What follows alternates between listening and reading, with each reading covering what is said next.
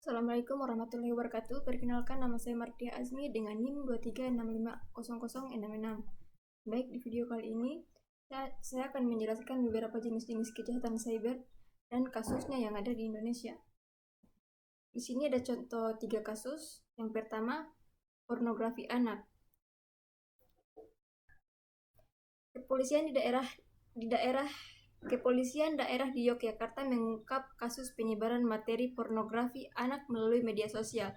Dalam kasus itu, polisi menemukan sekitar 3.800 video dan foto yang disebarkan melalui grup medsos dan aplikasi percakapan. Polisi pun memburu 10 orang yang diduga terlibat dalam kasus tersebut. Direktur Khusus Polda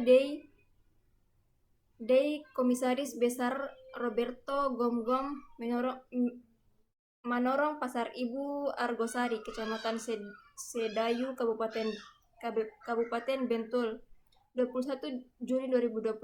Laporan itu menyebut ada 3 anak perempuan berusia 10 tahun yang dihubungi seseorang tak dikenal melalui video call.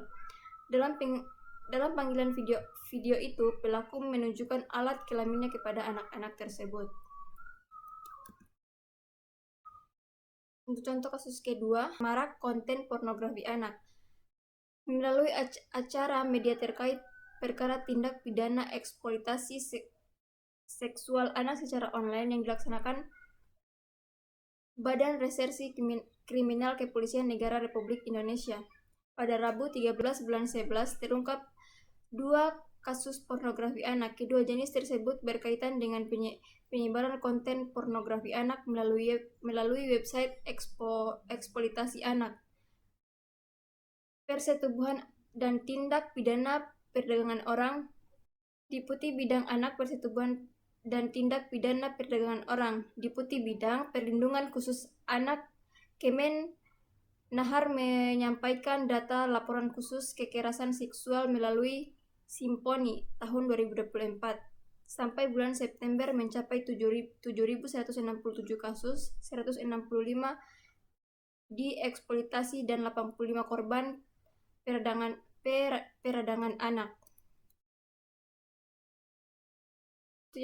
Untuk yang ketiga, kasus pornografi anak terus meningkat.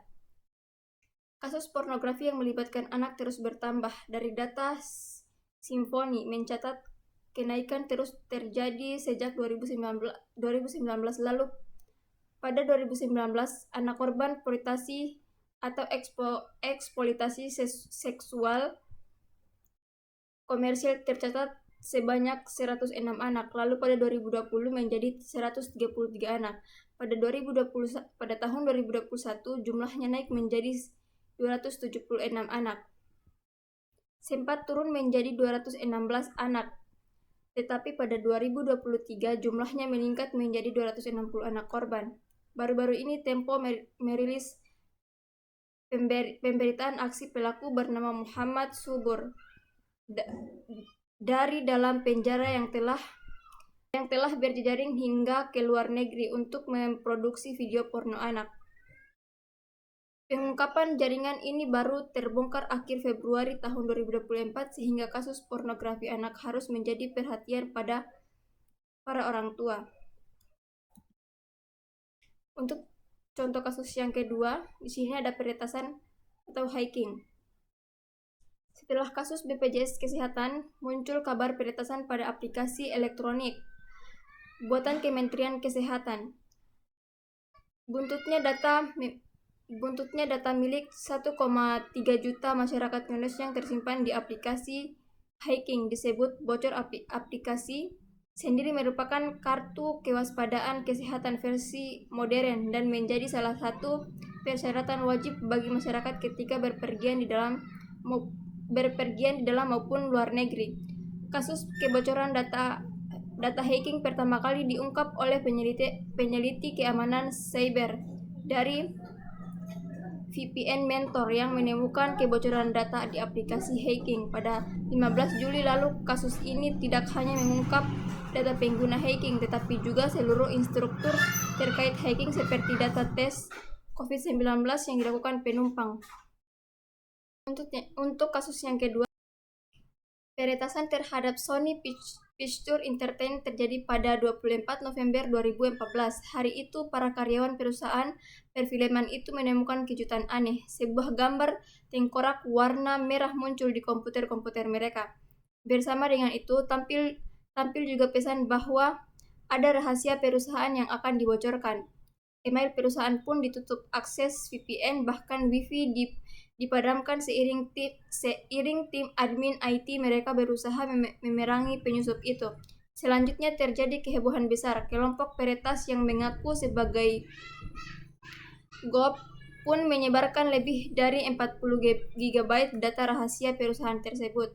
Di antara data yang bocor itu termasuk data medis karyawan, gaji, tinjauan kinerja, bayaran untuk para selebriti, nomor jaminan sosial, serta salinan beberapa film yang belum dirilis.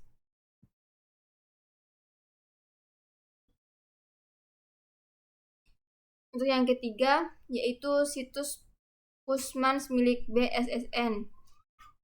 Selain situs milik Sekretariat Kabinet Republik Indonesia, situs milik Badan Cyber dan Sandi Negara juga jadi korban peretasan hacker dengan teknik divisi pada Oktober tahun 2021. Adapun situs milik BSSN yang berhasil dibobol hacker adalah Pusat Malware Nasional. Menurut BSSN, situs tersebut berisi data mengenai laporan atau informasi malware. Ketika itu, pakar keamanan cyber pertama Persada sebelumnya mengungkapkan serangan terhadap situs BSSN tersebut diunggah akun Twitter dengan handle. Selain itu, di halaman muka yang sama, hacker juga menuliskan bahwa aksi peretasan ini dilakukan untuk membalas pelaku yang diduga dari Indonesia yang telah meretas website negara Brazil. Contoh kasus ketiga, pemerasan online. Di sini ada kekerasan gender online. Ana dan Bram bukan nama sebenarnya, saling mengenal via aplikasi. Pada tahun 2019, mereka akhirnya berpacaran jarak jauh dengan komunikasi via webcam dengan aplikasi Camfrog. Suatu saat, Ana pernah membuka baju saat melakukan webcam dan Bram merekam kejadian itu. Bram lantas berulang kali mengancam akan menyebarkan video itu jika tidak diberikan sejumlah uang. Total kerugian yang diderita Ana mencapai 50 juta. Pada Januari 2021, Bram kembali meminta uang sebesar 5 juta, tetapi hanya diberi 2 juta. Hingga akhirnya dia menyebarkan video itu. Itulah salah satu laporan kasus kekerasan berbasis gender online yang diterima oleh LBH APIK Jakarta pada tahun 2021. Contoh kasus kedua, penipuan phishing.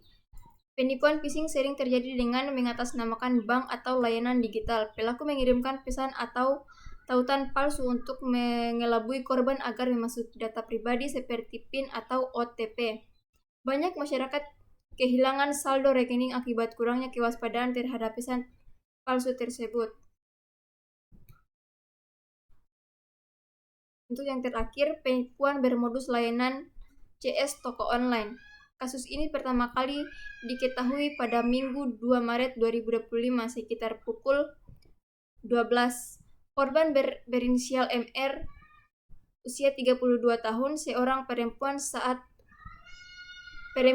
asal Wates Kulon Progo, menerima panggilan WhatsApp dari pelaku yang mengaku sebagai customer service dari salah satu platform toko online Shopee. Modusnya, pelaku mengaku sebagai customer service dan mengarahkan korban untuk mengikuti prosedur tertentu yang berujung pada pencairan pinjaman online, dan milik korban kemudian dikuras habis. Jelas Kasat Reskrim Polres Kutun Progo, Ibtu Andriana Yusuf, Jumat tanggal 11 bulan 4 tahun 2025. Dalam aksinya, pelaku memberikan informasi elektronik dan atau dokumen elektronik berisi pemberitahuan palsu atau menyesatkan yang membuat korban mengikuti arahan tanpa menyadari sedang menjadi target penipuan. Mungkin itu saja penjelasan dari saya, kurang dan lebihnya mohon dimaafkan. Saya akhiri. Wassalamualaikum warahmatullahi wabarakatuh.